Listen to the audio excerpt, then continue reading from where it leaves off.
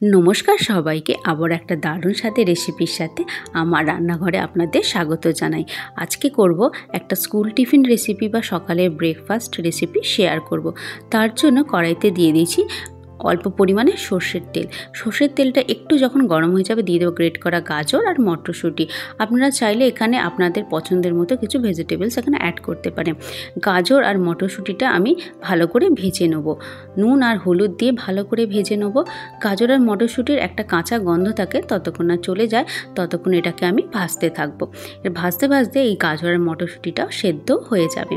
গ্যাসের ফ্লেমটা কম করে রেখে এটাকে প্রায় 5 থেকে 7 মিনিট নেড়ে নেড়ে ভালো করে ভেজে নিয়েছি।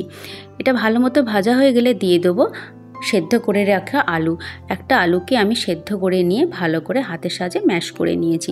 সেই সেদ্ধ করে রাখা আলুটা দিয়ে দিচ্ছি একটুখানি ভাজা মশলা, জিরে, ধনে, গরম মশলা আর শুকনো লঙ্কাকে শুকনো খোলায় ভেজে নিয়ে মিক্সিতে গুঁড়ো করে নিয়েছি। সেই ভাজা মশলাটা একেবারে দিয়ে দিচ্ছি।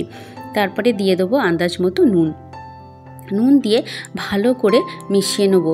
এই নুন আর মশলা যাতে আলুর সাথে ভালো করে মিশে যায়, তাই ভালো করে এটাকে মিশিয়ে নেবো। আর খুন্তির সাহায্যে আলুগুলো যে দানা দানা হয়ে আছে, গোটা ভাব আছে, সেগুলোকে একটু কেটে একদম মিশিয়ে একটা মিহি একটা পেস্ট বানিয়ে এটাকে একটু ঠান্ডা করে নেব। নিয়েছি একটা ব্রাউন ব্রেড, আপনারা চাইলে হোয়াইট ব্রেডও নিতে পারেন। দিয়ে দিলাম একটুখানি টমেটো কেচাপ, আপনারা অন্য কোনো সসও এখানে দিতে পারেন, পিৎজা পাস্তা সস বা ধনেপাতা চাটনিও এখানে দিতে পারেন।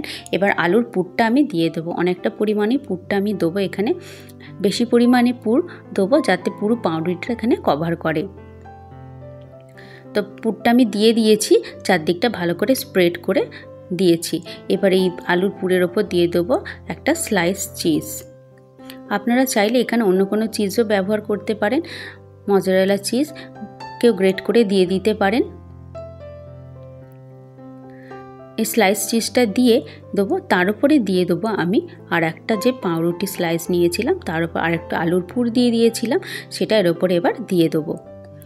দিয়ে এটাকে এবার আমি এই প্যানের মধ্যে সেঁকে নেবো। আপনারা চাইলে কোনো টোস্টারও টোস্ট করতে পারেন। তো প্যানটা একটু গরম হয়ে গেলে দিয়ে দেবো একটুখানি বাটারে দিয়ে করলে বাটারের একটা সুন্দর স্মেল এই পাউরুটির মধ্যে থাকবে, খাওয়ার সময় একটা সুন্দর গন্ধ ছাড়বে। এপুট এপুট করে ভালো করে ভেজে নেবো। তলার দিকে আরেকটু দিয়ে দেবো বাটার। তো এইভাবেই সকালের ব্রেকফাস্টে বা স্কুলের টিফিনে তাড়াহুড়ো করে বানিয়ে দিতে পারেন এরকম একটা হেলদি টেস্টি টিফিন। খাবারটা আমি অডি ইউনিয়ন র্যাপসে র্যাপ করব, যেটা খাবারকে রাখে অনেকক্ষণ ফ্রেশ ও রিহেটেবল, মানে খাবারকে অনেকক্ষণ ফ্রেশ রাখতে সাহায্য করে আর খাবারটা অনেকক্ষণ গরম থাকে। তো অডি ইউনিয়ন র্যাপসে ভালো করে আমি র্যাপ করে দিলাম। ভিডিওটা কেমন লাগলো অবশ্যই কমেন্ট করে জানাবেন। যদি ভালো লেগে থাকে লাইক, শেয়ার, কমেন্ট, চ্যানেলটা সাবস্ক্রাইব করে পাশে থাকবেন। আর নতুন নতুন রান্নার ভিডিও বা রেসিপি পাওয়ার জন্য পাশে থাকা বেল আইকনটা অবশ্যই প্রেস করবেন। আমি যখন কোনো নতুন ভিডিও আপলোড করব আপনাদের কাছে নোটিফিকেশান চলে যায়। তো ভিডিওটা দেখার জন্য আপনাদের অসংখ্য ধন্যবাদ। আপনারা সবাই ভালো থাকবেন, সুস্থ থাকবেন আর আমার সাথে থাকবেন। রেসিপিটা কেমন লাগলো অবশ্যই কমেন্ট বক্সে জানাবেন। ভিডিওটা দেখার জন্য আপনাদের অসংখ্য ধন্যবাদ।